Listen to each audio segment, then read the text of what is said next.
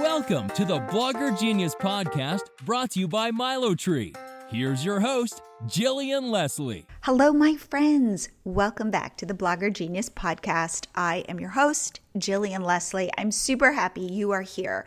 I want to ask you a question before we get started, which is, do you want to get an email from me every Sunday where I take my most recent podcast episode and share my 4 biggest takeaways? This way, if in fact you don't have time to listen to the podcast, subscribe to my newsletter at bloggergenius.com. And this way you will stay up to date with the most current trends in online business. So again, bloggergenius.com, easy to remember, and I will end up in your inbox on Sundays. For today's episode, I have Christine Pittman on the show. She is a food blogger, very successful food blogger behind COOKtheSTOry, and she has a second blog called COOKful. And we are answering the question, is blogging dead? What I think is so refreshing about this episode is that there are a variety of things Christine does not do. She doesn't do sponsored content. She's not really into social media. She has figured out how to get her blog posts seen and served up by Google. And she shares her exact strategy for doing this, and she gets millions of page views a month. The main way she monetizes is just via ads on her blog. So to answer the question, no, blogging is not dead. And you will hear how Christine thinks about it. So without further delay, here is my interview with Christine Pittman. Christine, welcome to the show. Thank you so much for having me, Jillian. I'm excited. Me too. You are a successful food blogger, but I have no idea your backstory. Would you share how you got into food, how you got into food blogging, and where you are today?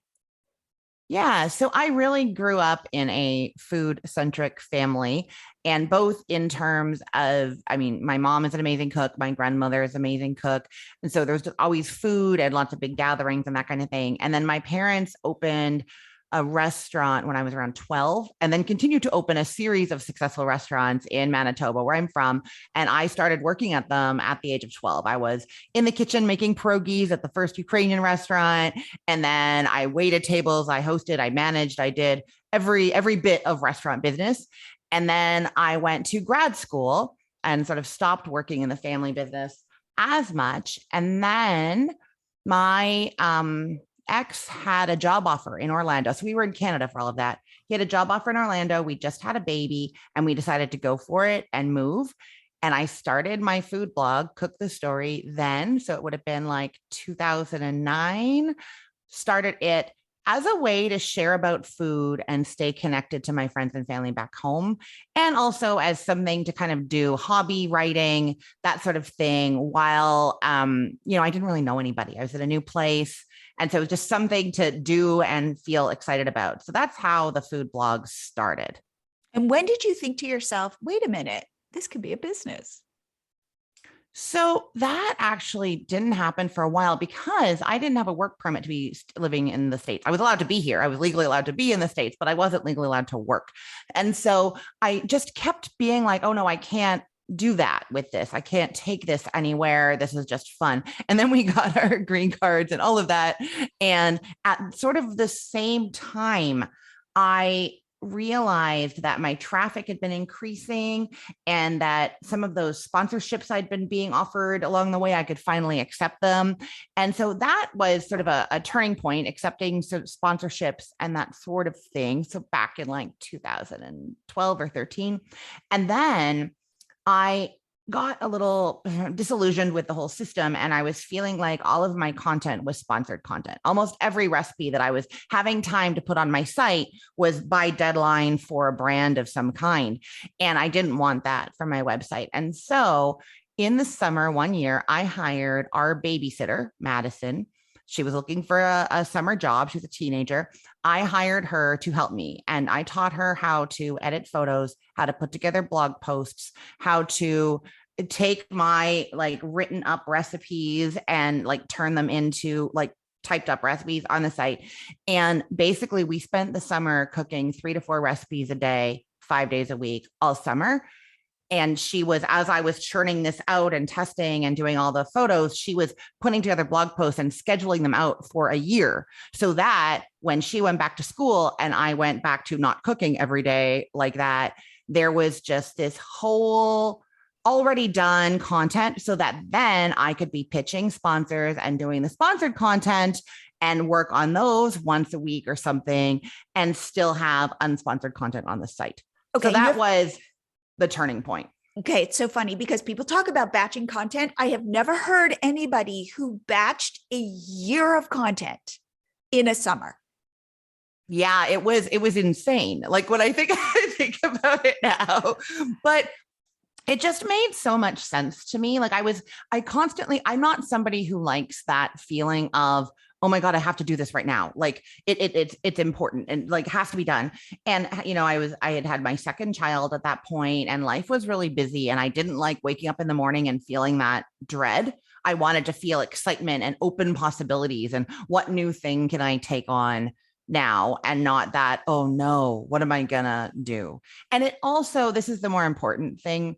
It really let me do that editorial calendar planning, like really looking at my stats and at what I thought my readers wanted and what was happening, like my Google Analytics and all of that, what was doing well, and really I was doing keyword research too, like really trying to figure out where the success could be. When I was waking up in the morning going, oh God, I need to post something. What can I make? That wasn't leaving time for the strategizing. Absolutely. Right? So let's talk about that. When you started, were you just a generic food blogger? And then did you become more niche? Like what did you discover as you started to go, wait a minute, there's like a science to this. There's a strategy to this. This isn't just waking up and going, I'm going to make chocolate chip cookies today.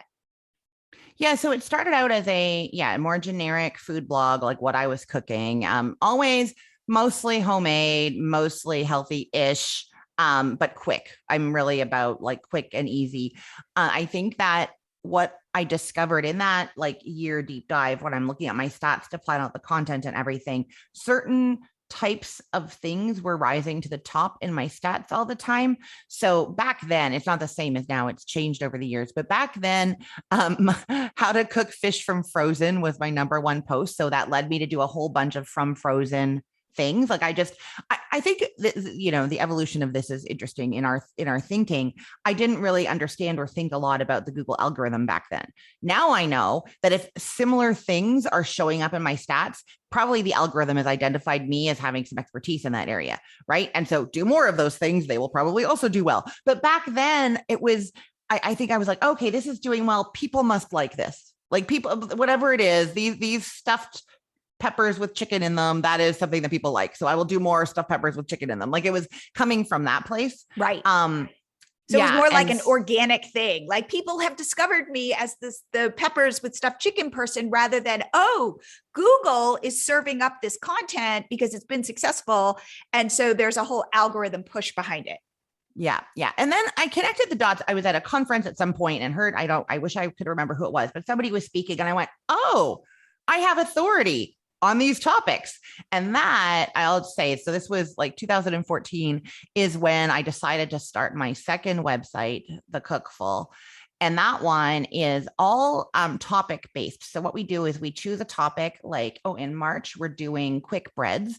And then we choose an author or chef who has expertise in that area. And they come on the site and they do a whole series on that topic. So we have Irvin Lynn from Eat the Love coming in March, doing a whole series on quick breads. So that's how the site works. It's this whole deep dive into a topic. But the idea for that came about in this like, oh, you can build authority on something by doing a whole bunch of things on one topic. I'll say for a little while, I was actually planning to start 3 separate sites, one about stuffed peppers, one about fish fillets, and one about soup, I think. And that idea, like really niche into those things. And then I realized that I was going to get too bored. How many stuffed pepper recipes can I come up with? Like it wasn't going to be good. And that's where the idea of having a site with like rotating topics where we really dive deep into something, really flesh it out, do a whole bunch of recipes and tip posts and all of that in that area, and then move on to the next one. Got it. Right. And then are you able to look back and go, oh my God, people love my appetizers, but they don't, but they don't love my pies. Like pies, nope, Yes. let's go this way. So this is something I've never asked other food bloggers, but I would love to. So I feel like no sweets do not ever do well on my sites. I try, I've done a whole series on cheesecakes. We've done them. They never end up doing well, but I don't have a sweet tooth and I don't love these things. I think that I'm talking about them passionately. I think that I am knowledgeable about them. I know how to make them, but somehow the Google algorithm has figured out that I'm just not a sweets person. You know what I mean? It's so interesting. So there's a little bit of parallel. I mean, Cook the Story does best for pork related content, like pork roasts and things like that. I eat pork, but not a ton. So I'm not, it's not exactly aligned in that way. So the fish from frozen, that was actually a sponsored post that ended up doing really, really well. And I had never cooked fish from frozen before. So it doesn't always align in that way, but I feel like there's something to that, like that what you're most passionate about ends up becoming the thing that you get recognized for. I think maybe. I could see it going both ways, because I do feel like sometimes what does well is surprising. Yes. And you go, really? Like, how come? Yeah, I know. Actually, there's a recipe on my site for something called Marie Rose sauce, which is the sauce that they use in England on shrimp cocktail. They don't use the same ketchup horseradish sauce we do. It's a creamy pink colored sauce. That does super well. And I'm always like, I don't even make that. Like it was something like my ex is British. So like he, I knew about it, but why is the BBC.com or like some, Jamie Oliver, not the expert on Mary Rose sauce? How is it me? That is so funny. That is so funny. Yeah, okay, it's really strange. So you start figuring this out, right? You start treating it like, whoa, there's an algorithm here and I can like figure out how to feed the algorithm. How are you now making money? So initially brands are reaching out to you and you're like, whoa, this is cool. But then what did you kind of put in place in terms of monetizing? Yeah, at some point I actually stopped doing sponsored content completely. And it was a bandwidth issue. We're actually about to start doing it again, but when you say we, who is we? Okay, I have a team now, and that is actually the point. I mean, I have a team now, and that is what has changed things. So it's now me, and I have 3 full-time employees, and we've just hired a 4th. Wow. Yeah. So we have a full-time business manager, a content manager, and a recipe developer who's also a photographer. And then we've just hired a graphic designer / social media person. They are starting in like a week. Yeah. Okay. So when it was just me or mostly me, like a contractor here or there doing things, the sponsored content started to take up, again, this is a recurring theme, way too much of my time. And I actually sat back and looked at the financial numbers and realized that what I make in ad revenue on a blog post over time. So say if I did the math on this, but it's like if 3 out of 10 blog posts after 2 years have made, let's say $600, and I'm only making $600 or $1,000 for a sponsored post, that unsponsored post that's going to make $600 in 2 years and then continue to make money after that is over the long run going to make more money than the sponsored content. And on my site, I don't know if this is true of everybody, sponsored posts tended to never make it into the Google Analytics. The fish from frozen was like a rare exception. Usually, I don't know. I mean, I do the no follow links and all of the things I'm sure your listeners know about, but they just don't tend to do as well. It's like Google can tell. This is not as authentic piece of content, Right. And so when I had that realization, I was like, wait a minute, if I have time to do, 3 recipes a week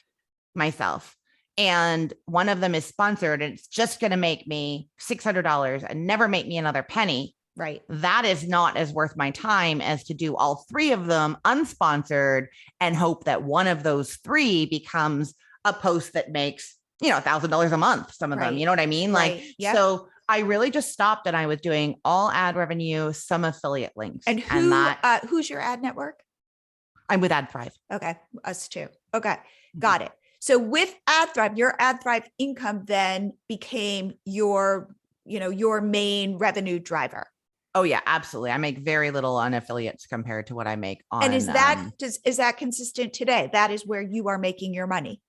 That is, yeah, like 99% of our money is just ad revenue. That's amazing. And can I ask you, like, how many page views do your sites get? It's about 2 million a month combined between the two sites. That's so right. That like December is 2.2 million. Right now we're in February. It's probably 1.7 million, but yeah, it's around there. Got it. Okay. And how often are you creating new posts, posting new stuff? How often are you going back to your big library and updating new posts? Yeah. So I am actually completely out of the kitchen now in this business. So like I said, I've hired, so Dawn Viola is our recipe developer and photographer. People might know her because she used to have a food blog and is a color day professional. She's wonderful. She's doing all the recipe development. It's like ghost written. So it still has my name on it, but it is somebody else. We work very closely to come up with the recipe ideas and flesh out what the recipes will look like. But then the actual implementation is there. I focus more on podcasting now, actually. But she's doing the recipe development, and we are good at 3 recipes a week. That's for Cook the Story, 2 to 3 new recipes a week on Cook the Story. And then republishing 1 to 2 a week, going in and editing that. In terms of, how often are you dealing with content? We just have been doing this continuous, we call it the Gutenberg edits. So we switched over to Gutenberg and then have to go into each post and change a bunch of things. And when we do that, we have a whole long list of things that we're hitting. So the headers and just different things about the site, that especially older posts that haven't been visited in a while, getting them more up to date and consistent in terms of that kind of thing. So we're doing that like on a rolling there's basis.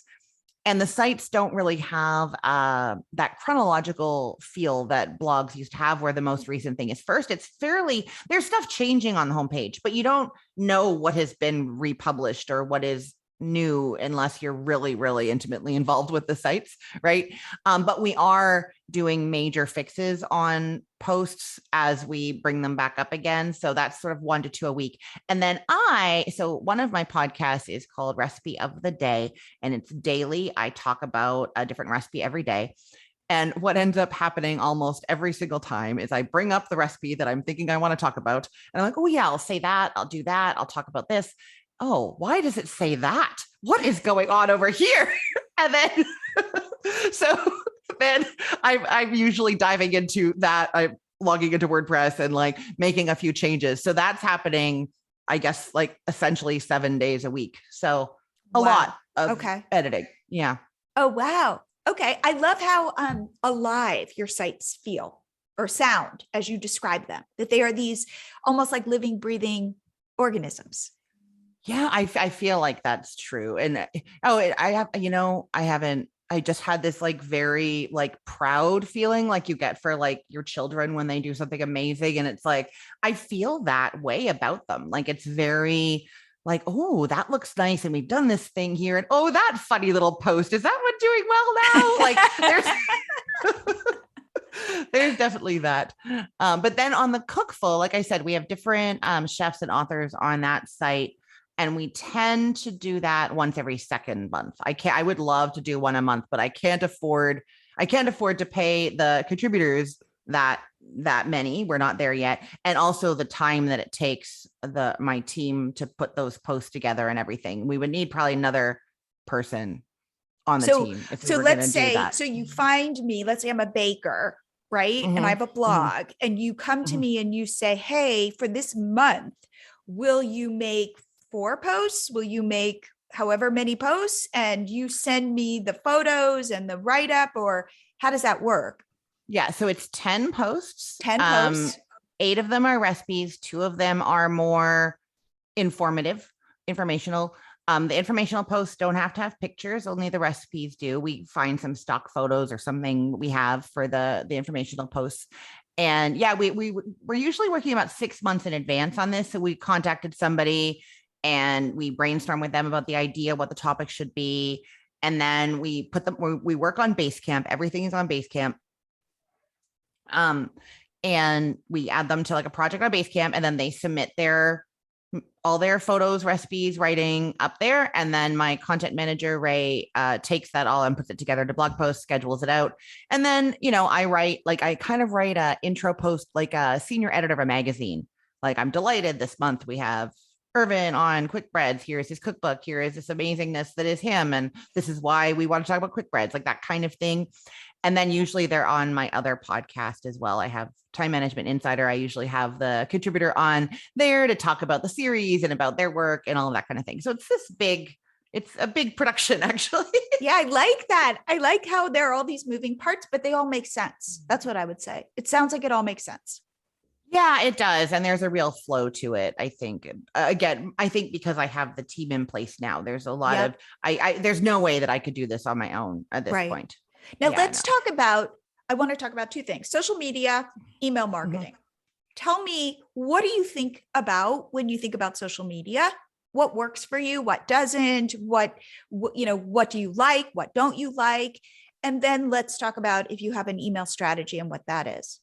Yeah. Okay. So social media, I hate social media. I've never been good at it.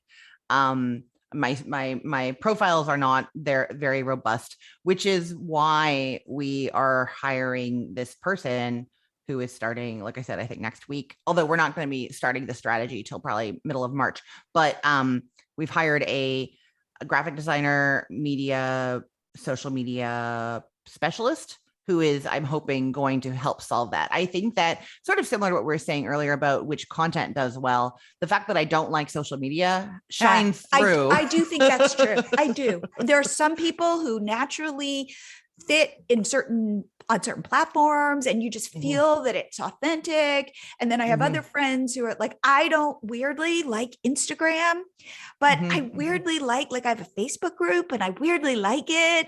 And it feels much more, I don't know, warm.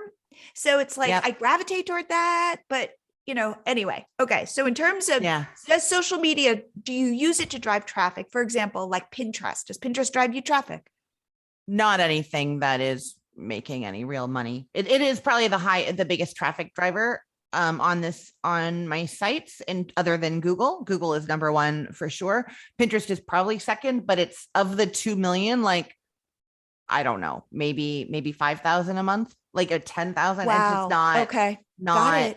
I feel like it was more, and I do really feel like I used to notice this pattern where if something did really well on Pinterest, it would slowly start to do well on Google too. I'm pretty sure those links are indexed. And so exactly that it's all helping. Yep. So I don't discount the Pinterest traffic. If I see something doing well in Pinterest, I might start having that affect our content strategy a little bit, but it's not to get more traffic from Pinterest. It's to get information for Google or for posts, that kind of thing. Yeah. I think it's more like that. I'm hoping that once we have somebody on the team who's really specializing in this, we're going to be doing TikTok, Instagram, Pinterest, Facebook, that once we have somebody who's knowledgeable and that is their focus and that's what they're doing. We have so much content. We have so many videos. We have just tons and tons of stuff that they're going to be able to, somebody recently said, make the brand as cool on the outside as it is on the inside. Oh, that's nice. Okay. So are you making videos also? And do you have a YouTube strategy, or how do you use your videos? Yeah, the videos are just on the sites embedded, and they have the AdThrive ads on them, and they're good money makers in that way. But we are slowly turning them into things that can be reels and that sort of thing. And now that we have Dawn doing all the recipe development and photography, she also does, if there's a technique that we want shown, she will film that. But she also, every time that she does her photo shoot and all the food is styled and laid out, she does kind of a flyover video of it. And then I record a voiceover. And so we have those that we're just quickly putting together for pieces of content that I think are really nice. And because I have a following in podcast world with my voice, I'm kind of hoping that might become part of the brand. So let's talk about email. Okay. Tell me. Yeah. So what is your thought about it? So I was doing random different things all the time. Like I feel like RSS feed for a long time, and then I'd go to a conference or I'd hear Wait, and something. let me just back up. RSS feed means you do a post, it automatically gets sent to your list. You're not doing anything. Yes. Okay. Exactly. So we had that for a long time, or like a compilation one that once a week would send out a list of whatever the new content was, which is nice because if people really want to see it that way, they get it. And it also shows the republished content, like anything that the site thinks is recent, then that would go out with it too. And then I've just done a bunch of different things over the years. You hear something and start doing something. But what I'm doing now is from what I've learned from Matt Mullen, who I'm sure people know. Been on my podcast. Yes. Yeah, Matt's wonderful. And through AdThrive is great because I'm like one of their, I don't know what level, but some level of publisher with them. They set me up on a one-on-one course with Matt. And so we met once a week for 6 weeks and dove into my content, did all this great stuff.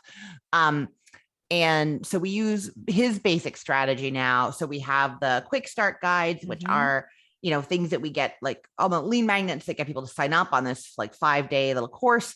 And then we, after that, add them to our main list. There's a little note saying that we're going to do that and add them to our main list. And then, so that's been actually really successful, especially when we target the quick start guides to certain categories. So right now, do we have one going? Right now we have an Instant Pot one going, but it's going to all the posts on the site, but we are just about to finish writing an air fryer one, and then we'll categorize it in the back end of opt-in monster. We're able to say like only show the Instant Pot pop up on Instant Pot posts and only show the air fryer pop up on air fryer posts, and try and get people targeted to what they're actually on the site visiting. And then we do, it's exactly by the book what he talks about. Every week we have 2 emails that go out. One of them is like evergreen content, and the other one is new stuff that's happening on the site. And then every now and then we try to sell my cookbook or something along those lines. I'm terrible at anything to do with sales, and that's where things don't go as well, which is sad because that's the point of the email list, right? Absolutely. That was going to be my next question. Do you sell products and services? Yeah, just the most recent cookbook that I have out, we sell, and that's the only thing that we're selling really. Okay, then I want to talk to you after we finish recording, just because we are building this new product to help people like you sell products to your audience. So we will talk about that afterwards. That would be really great. I'm really open to those ideas because I have the list, and we have lots of people coming to the site, and we know that things convert. Like the Recipe of the Day podcast it's 3 months old. It has over 22,000 downloads already. Like it's going crazy. And that's, I think, mostly from the sidebar, of the website. Like it's coming from without even really advertising it anywhere. It's happening. So we know that we can convert things, just not usually sales. Well, here's the thing. Okay. So our product is called MiloTree Easy Payments, and we help people like you create workshops or easy memberships, things like that, where people come and they want to be closer to you. And you have such a great personality that I'm like, oh my God, you can just sell yourself and build your community. And what's so nice about that is you get close to them and you hear what their problems are and you hear what they're thinking, and you're able to then serve them even more tightly. Yeah. That sounds really wonderful. You just heard me talk about MiloTree Easy Payments, and I'm sure you're like, what is this and who is this for? Well, it is the easiest way to sell digital goods to your audience. So paid workshops, memberships, coaching, ebooks, and this is who it's for. Content creators who have audiences, but they're not yet selling products and services directly to them. It's also for people who hate selling and who are intimidated by technology. If this sounds like you, there is money to be made, and it's much easier than you think. And I would love to help you for free as we continue to test our product. So please reach out to me at Jillian@milotree.com or DM me on Instagram @MiloTree. And I can't wait to help you turn on this new revenue stream. And now back to the show. given that you've been at this a long time and you're one of those bloggers, like I call you the OG bloggers, which I am as well, where you kind of got in this and you didn't know it was a business, and then it kind of started to kind of almost like took on a life of its own. Absolutely. But if I want to be an intentional food blogger, right? I'm going to start today. What would you say your top 3 tips are so that I don't have to wait like 10 years to really build a business? Like, how would you say, go do this and this and this?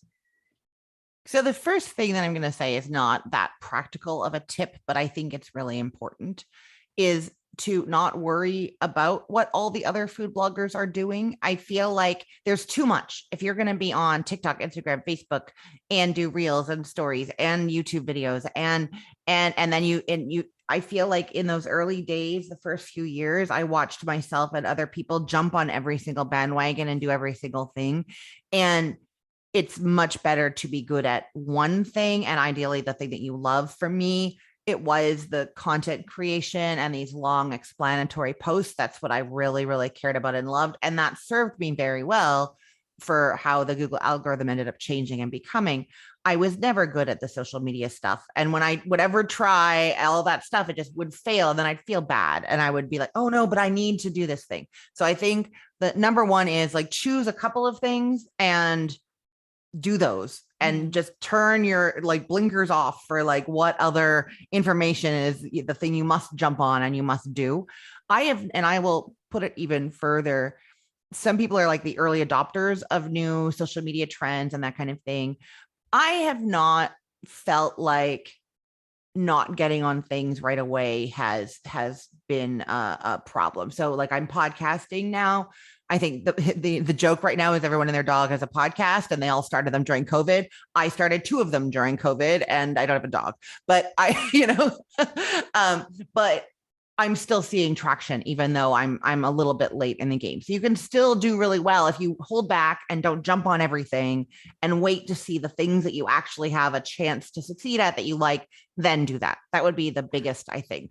I think that is such good advice. We are all lemmings, myself included, where I've gotten caught up in somebody else says they've had success doing this, and I drop everything. I try it. It doesn't work for me. I feel inadequate. I don't understand what's wrong with me.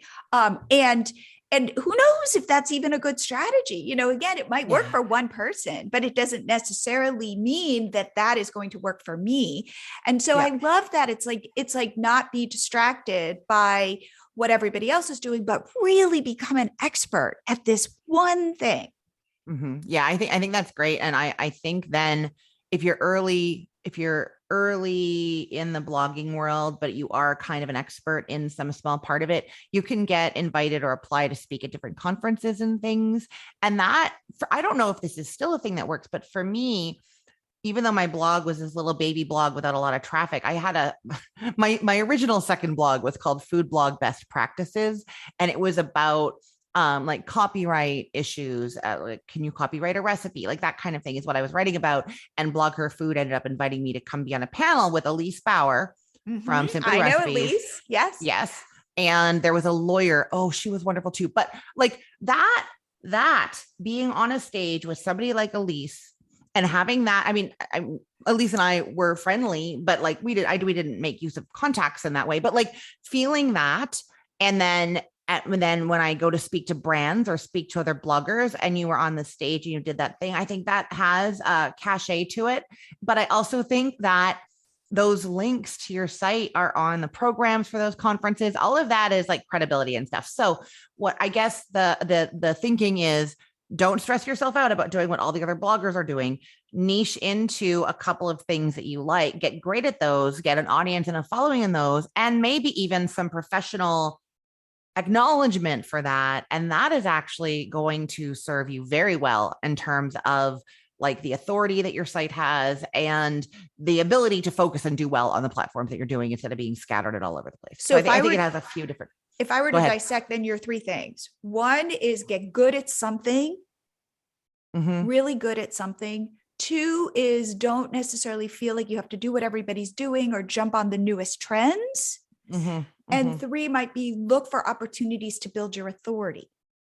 Yeah. Yeah. I think those are things. And then I would add the fourth is to, this is me. And this is very similar to this other thing in terms of content, not necessarily worry about all the trends either. Pick and choose, pick the ones that make sense for your niche or your, like I'm not a keto or gluten-free blogger.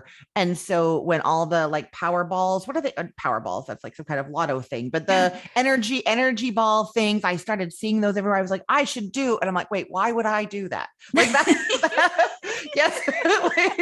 So because as you looking at your analytics and seeing what's doing well, even if it's just a little bit better than the other things, and focusing more on that and where your audience and the search engine algorithms think that you're an expert, focusing on those topics is going to make more sense and build your brand and your rankings on Google better than if you're kind of all over the place trying to jump on trends. And I think that is both for the platforms like we were talking about and for the content, right?